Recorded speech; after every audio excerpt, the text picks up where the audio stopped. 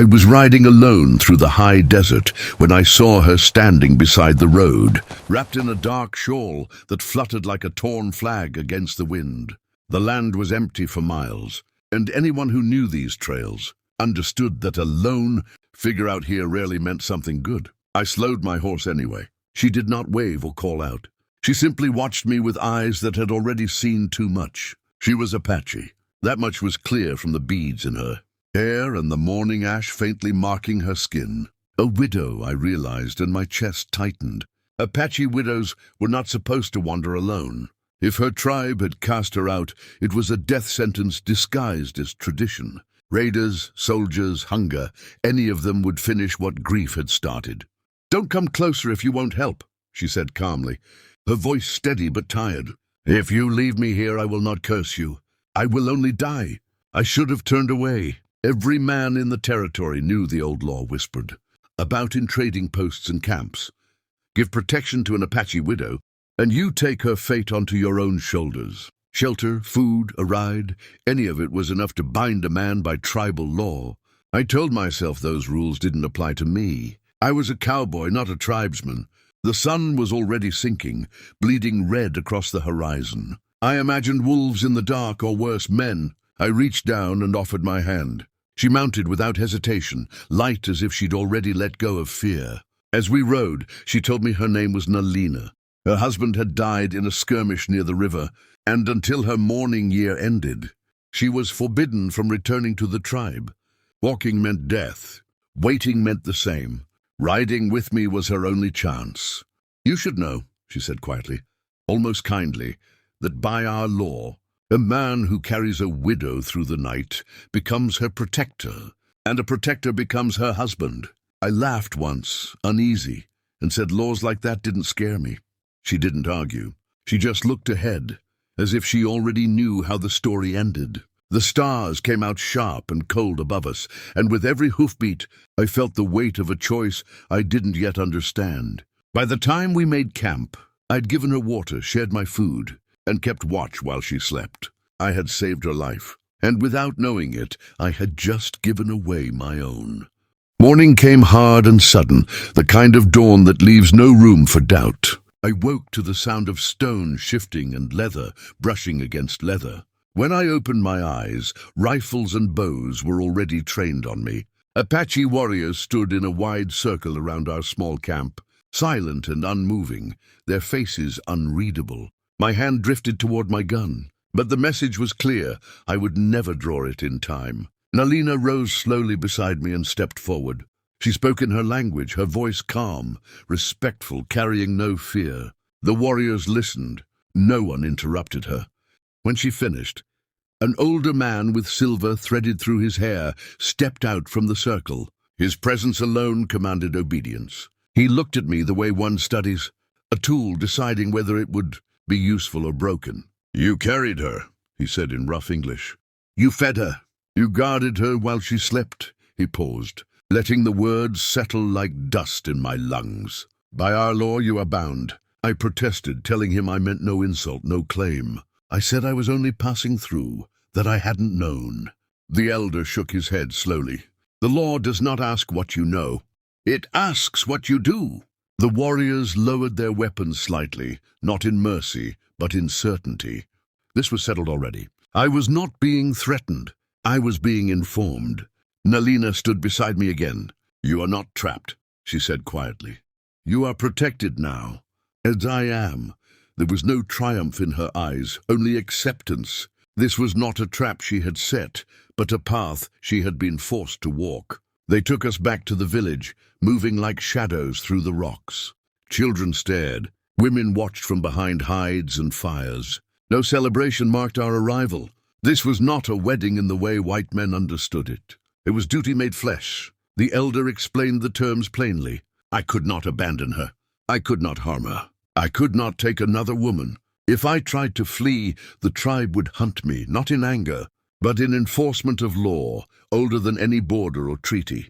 If I stayed, I would be fed, sheltered, and watched. That night, sitting by the fire, I finally understood the truth. I'd crossed into a world where intention meant nothing and responsibility meant everything. My freedom, the thing I had always believed no one could take, was gone, not by force of arms, but by a ride I had chosen to give. Across the fire, Nalina met my eyes. "You saved my life," she said softly. "Now our lives walk together."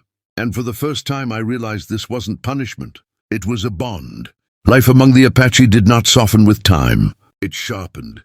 Each day tested whether I belonged or would break. I was given no special place, no easy path. I hauled water, gathered wood, learned when to speak and when silence mattered more than words. The warriors watched me closely, not with hatred, but with the cold patience of men waiting for truth to reveal itself. Nalina became my bridge into their world. She showed me how to read tracks in stone where I once saw nothing, how to move with the wind instead of against it. She corrected me without scolding and praised me without pride. At night, when the campfires dimmed, we spoke quietly about loss.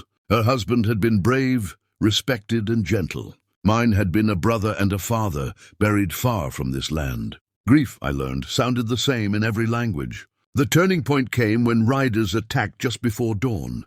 They were not soldiers, but outlaws, men who believed the desert belonged to whoever was cruel enough to claim it. Shots rang out, chaos broke the calm, and for a heartbeat I hesitated, torn between instinct and fear. Then I saw Nalina pull a child behind her, and I moved without thinking. I fought beside the Apache, not as a visitor, but as a man defending his people. I took a wound to the shoulder and kept standing. When it was over, the outlaws lay scattered or gone, and the camp still stood. No one cheered. Survival was not something to celebrate. It was something to respect. After that, the way they looked at me changed. The elder spoke my name for the first time. Food was shared without counting. I was no longer watched constantly because trust had replaced suspicion. One evening, as the sun sank low, the elder sat beside me. "A man bound by law may earn release," he said. "You have done so. At sunrise you may go." The words should have felt like rescue. Instead, they struck me hollow. I looked at Nalina across the fire. She did not plead or protest. She only nodded once, accepting the law as she always had. That night, sleep would not come. I realized how much I had changed. The man who had feared being tied down was gone. In his place stood someone who understood that belonging was not a chain. It was a choice forged through hardship, loyalty, and shared blood. By morning, I knew the truth. Freedom was waiting, but so was something far harder to leave behind. The dawn that followed felt heavier than any I could remember. The tribe prepared quietly for the day, as if nothing important was about to happen, but I felt every movement like a drumbeat in my chest. The elder's words echoed in my mind. I was free to go. No weapons would follow me. No riders would chase me. By their law, I had earned my release. Nalina packed my few belongings without being asked. She placed them neatly beside my saddle and stepped back. There was no sadness on her face, only calm strength. "You are not bound anymore," she said. "What happens next must come from your heart, not our law." That was the moment I understood the depth of her honor. She would not hold me with tradition or fear. She would rather stand alone again than keep a man who stayed out of obligation. In the world I came from, freedom meant walking away without looking back. Here it meant choosing whether to remain. I walked to the edge of the camp and looked out across the desert. That land had once promised me everything: money, adventure, distance from the past. Now it looked empty. The firelight behind me, the quiet voices, the people who had bled beside me, felt real in a way the open trail no longer did. When I turned back, the elder was watching. He said nothing. He did not need to. This decision would not be judged by the tribe, only lived with. I returned to Nalina and placed my pack on the ground. "I'm not staying because the law says I must," I told her. "I'm staying because I choose you." For the first time since I had met her, emotion flickered across her face, not tears, but something stronger: respect, relief, perhaps even love, though neither of us named it. The elder nodded once, satisfied. No ceremony followed, no chants or celebration. The Apache did not mark decisions that were already true. From that day on, I was no longer a man passing through. I hunted, worked, and planned a future rooted in the land and the people who had taken me in. Nalina walked beside me, not behind, not ahead, equal. I had given a ride to a widow, thinking it was a simple act of mercy. Instead, I found a life I never knew I was searching for. Not because I was forced to stay, but because staying became the bravest choice I ever made. And in that choice, forever finally made sense.